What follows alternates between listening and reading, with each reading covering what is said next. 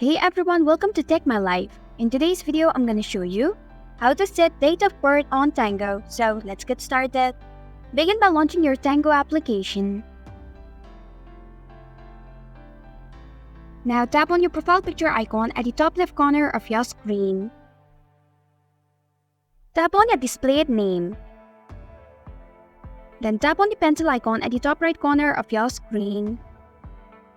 To set date of birth on Tango, tap on Set Your Birthday option. Now select your date of birth.